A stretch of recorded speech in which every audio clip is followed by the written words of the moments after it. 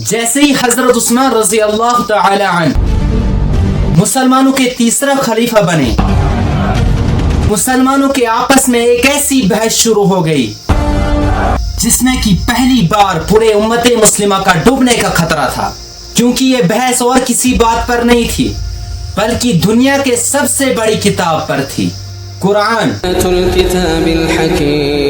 رسول اللہ صلی اللہ علیہ وسلم کے زمانے میں 7 بڑے لہجوں میں 7 بڑے ڈائلیکٹس میں قرآن کو پڑھتے تھے۔ جیسے جیسے مسلمانوں کی خلافت پھیلتی گئی، پوری دنیا سے لوگ اسلام کی طرف آنے لگے اور پہلی بار صحابہ سے قرآن پاک کو سیکھنے لگے۔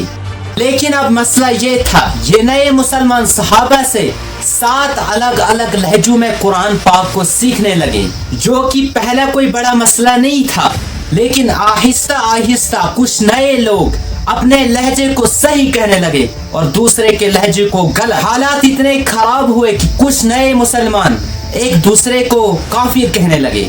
اسی طرح یہ بحث بڑھتی گئی اور مسلمانوں کے تیسرے خلیفہ حضرت عثمان رضی اللہ تعالی عنہ کے دور میں اپنی پیک پر پہنچ گئے۔ حضرت عثمان رضی اللہ تعالی عنہ کے دور میں مسلمانوں نے یہ سارا علاقہ فتح کر لیا تھا۔ اب مسلمانوں کی یہ فوج آذربائیجان کی طرف تیزی سے بڑھنے لگی، لیکن وہی آذربائیجان جب ایک دن مسلمانوں کی فوج نماز پڑھ رہی تھی، نماز کے فوراً بعد مسلمانوں کی آپس میں بحث چھڑ گئی، اس میں کہ مسلمان ایک دوسرے کے قرآن پڑھنے کو غلط کہنے لگے، صرف اپنے لہجے کو صحیح کہنے لگے۔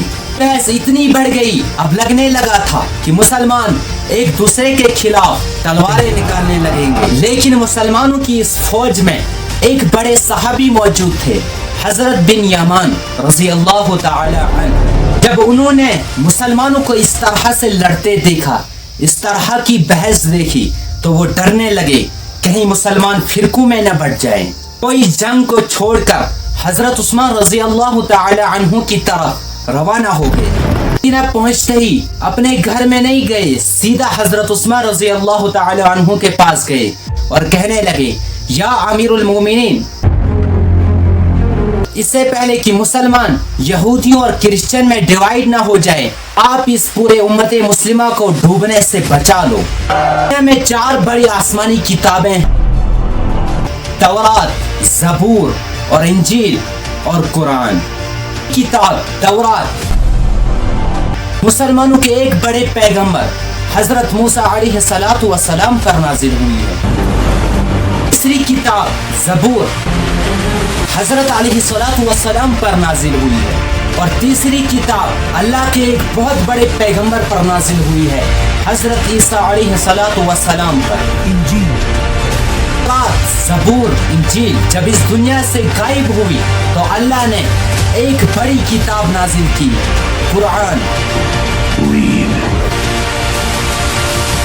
کے بعد حضرت عثمان رضی اللہ تعالی عنہ نے قرآن کی کاپیز بنائی، اسے ہر بڑی خلافت، ہر بڑے شہر کی طرف بھیج دیا اور پوری دنیا کے اندر اعلان کیا کہ آج کے بعد مسلمانوں کی ایک ہی کتاب ہوگی، وہ ہے قرآن۔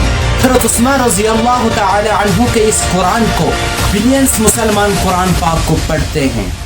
ازبکستان، استنبول اور پرنگم میں بھی آج اس قرآن پاک کے کچھ حصے پڑے ہوئے ہیں۔ Document had been resting on the shelves of the university library for آج کی اس ویڈیو کو کرتے ہیں یہیں پر اینڈ اور ملتے ہیں کسی نیکسٹ ویڈیو میں، تب تک کے لیے اللہ حافظ۔